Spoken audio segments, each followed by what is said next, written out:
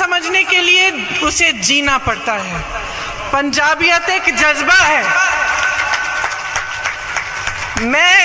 मेरी शादी एक पंजाबी परिवार में हुई।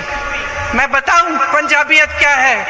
पंजाबियत वो है कि मेरी जो बड़ी सासू माँ है, मेरे ससुर जी को जब वो 6 साल के थे, यहाँ कंधे पे यूं दुपट्टे में बांधकर छतों से टाप टाप कर सियालकोट से उसको बचा के लाई।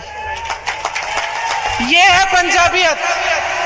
पंजाबियत मेरे ससुर जी जो सब कुछ छोड़ के बंटवारे के समय सब कुछ छोड़ा, उन्होंने यूपी के एक मुरादाबाद शहर में अपनी मेहनत से शुरू से अपना बिजनेस बनाया, खून पसीने से बिजनेस बनाया, अपने परिवार की परवरिश की।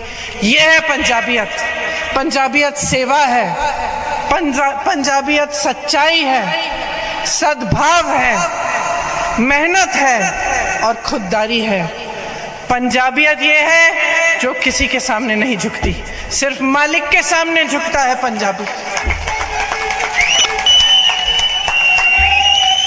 आज जो राजनीतिक दल, जिनके नेता आपके सामने आकर पंजाबियत पंजाबियत की बात करते हैं, उनमें से एक तो बड़े बड़े अपने उद्योगपति मित्रों के सामने झुक चुका है, और दूसरा अरविंद केजरीवाल जी, वह सिर्फ सियासत सत्ता के लिए किसी के सामने झुक जाएगा।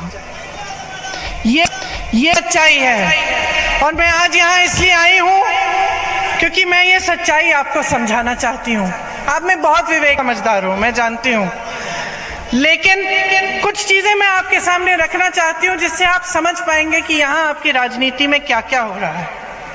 देखिए, पूरी तरह से देश में अमीरों के लिए राजनीति चल रही है। अगर आप देखें कि यहाँ पठानकोट में कितनी छोटे छोटे बिजनेस हैं, मध्यम बिजनेस हैं, दुकानदार हैं जो अपनी रोजी रोटी चैन से कमाते थे, आज उनकी क्या परिस्थिति है? आज परिस्थिति ये है कि नोटबंदी लाई गई, जीएसटी थोपा गया, कोरोना और लॉकडाउन आया, लेकिन आपके लिए कोई राहत नहीं आई। कोरोना के समय, लॉकडाउन के समय आपने इतना संघर्ष किया, केंद्र सरकार से, भाजपा की सरकार से कोई राहत नहीं आई। स्मॉल और मीडियम बिजनेस के लिए किसी ने मदद नहीं किया। रोजगार की इतनी बड़ी समस्या है, रोजगार आते कहां से थे?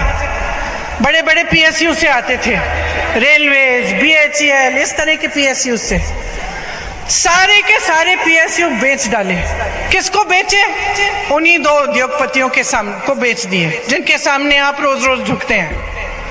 बेच दिया आपने, और जो नहीं बेचे हैं उनको बेचने की योजना कर रहे हैं।